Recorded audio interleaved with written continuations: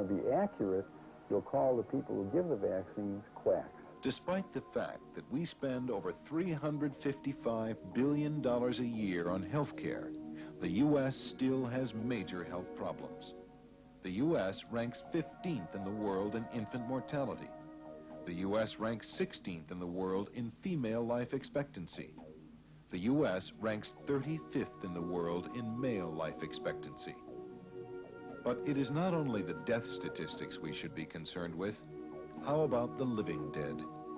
Thousands upon thousands of Americans are literally warehoused in hospitals and nursing homes, victims of crippling diseases, both physical and mental. Most of these patients are controlled by drugs, sterilization, electroshock therapy, and in some cases by frontal lobotomies. Jose Delgado, the vivisector who spent years at Yale University electroshocking monkeys in brain areas known to produce intense pain, said candidly that he would like to see, quote, human society psycho-civilized through brain stimulation and other influencing techniques, end quote. We also know that Robert White, the monkey head transplanter from Case Western Reserve University in Cleveland, wants to try his technique on human beings. It wouldn't be far-fetched to suspect that unfortunate social outcasts warehoused in mental institutions may have already been subjected to head transplantation operations.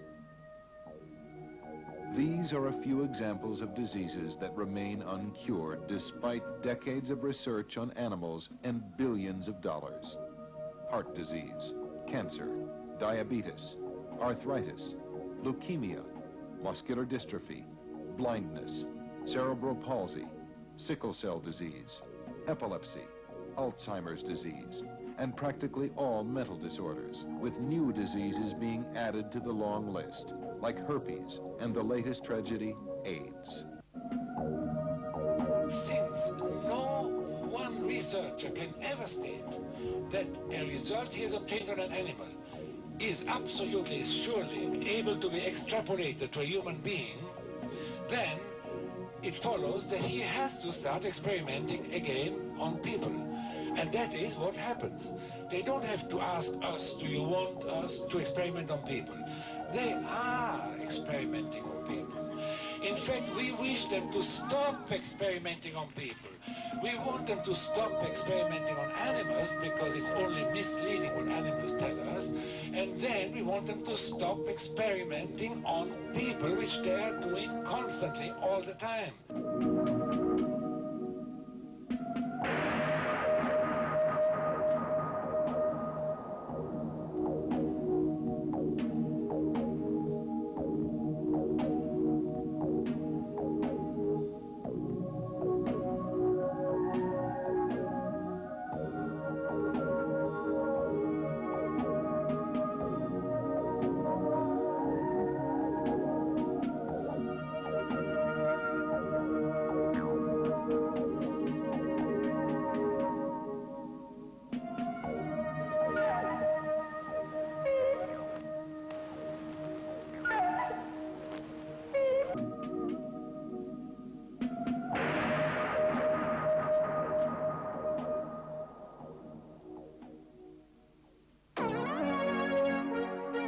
Finally, the connection between animal research and human damage has been made, and as a result, a new movement seeking the total abolition of vivisection on medical and scientific grounds has been born.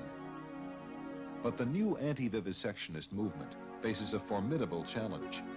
Not only does it have to fight the extremely powerful research community and its allies, but also a much less obvious enemy: the many animal organizations which either don't understand what vivisection is all about, or worse yet, have been infiltrated. Infiltrated societies have a vested interest in keeping vivisection alive and strong while pretending that they're fighting it.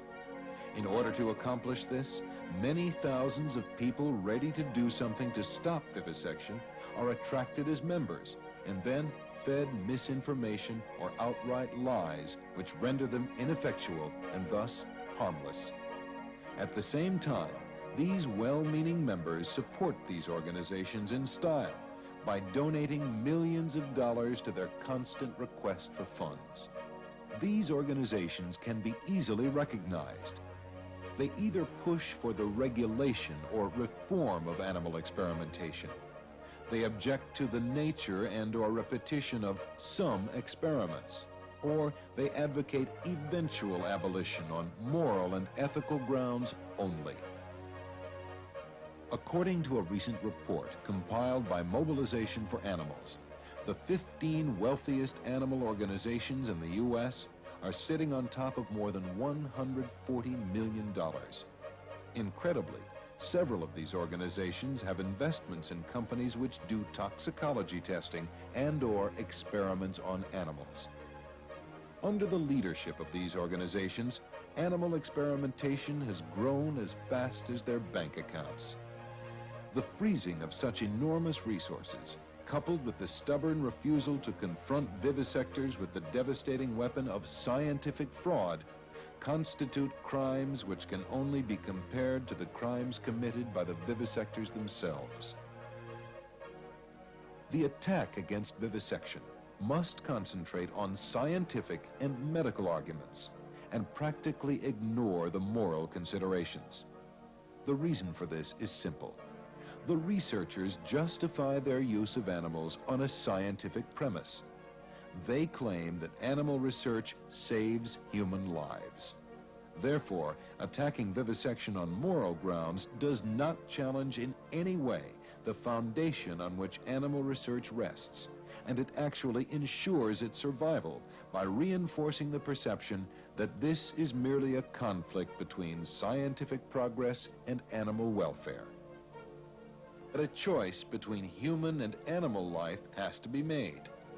How can we effectively fight with philosophical concepts such as animal rights, the sanctity of life, justice, morality, religion, speciesism, as long as most people believe that animal research cures sick babies? Besides, moral arguments have not worked for the last 100 years.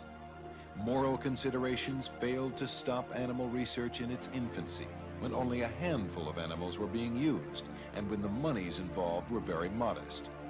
Clearly, moral considerations will not stop the huge industry that animal research is today. Making sure that the public learns the scientific facts is the first step towards abolition. That's why the new anti-vivisectionist must be informed in order to be effective. Reading Hans Rusch's books, Slaughter of the Innocent and Naked Empress, is essential. The new movement is based on the information they contain. Well, I was honored to write the preface to that book because that book, I think, is, if you'll pardon the religious metaphor, the name of the book is Slaughter of the Innocent. Slaughter of the Innocent is going to be, if it is not already, the Bible of the animal movement. I advise everybody to read it. A new element in the fight has been the birth of the Animal Liberation Front. This incredible footage taken by the ALF itself shows the liberation of breeches from the University of California at Riverside on April 20th, 1985.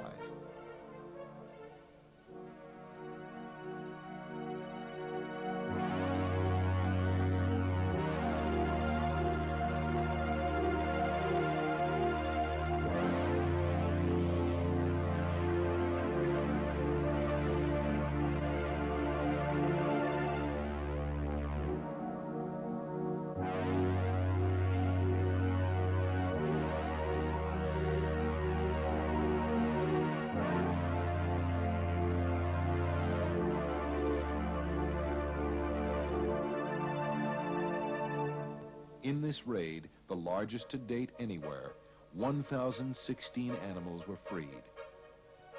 Without harming anyone, the ALF has not only provided conclusive evidence on film of the incredible quackery going on in the name of science, but has also warned the research community that the new breed of anti-vivisectionists are willing to take risks to bring about the abolition of vivisection. the battle horse of modern medicine. Animal experimentation is dead. It has been dead for a long time, but the jokers in charge of research pretend they don't know it. It is time that all this nonsense ceased. It is time to bury the corpse, lest the stench poison us all. In sum, it is time to ask for the abolition of vivisection now and not in 200 years. Indeed, total abolition will come simply because there is nothing more powerful than an idea whose time has been long overdue.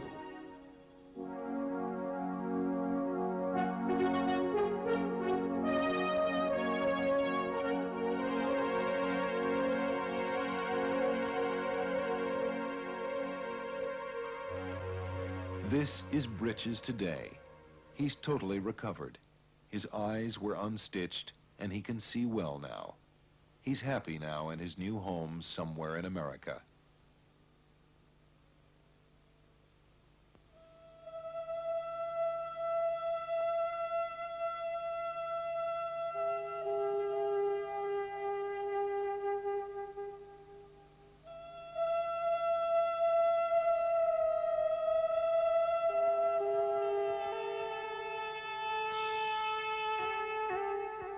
Surgeon.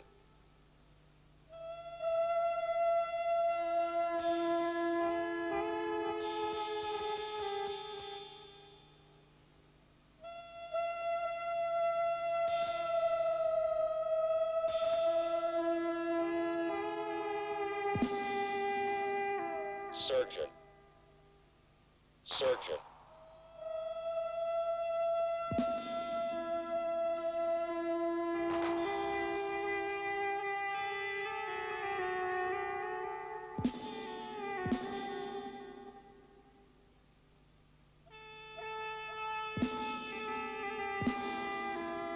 Surgeon.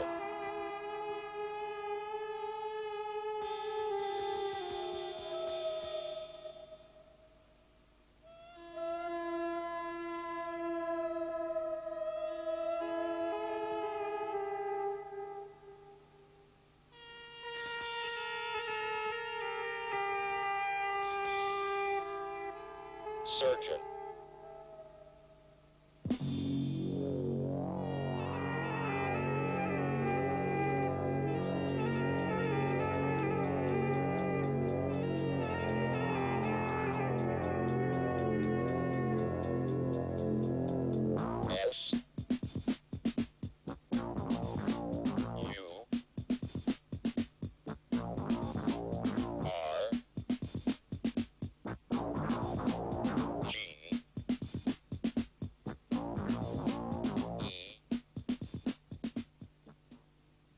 You can stop vivisection.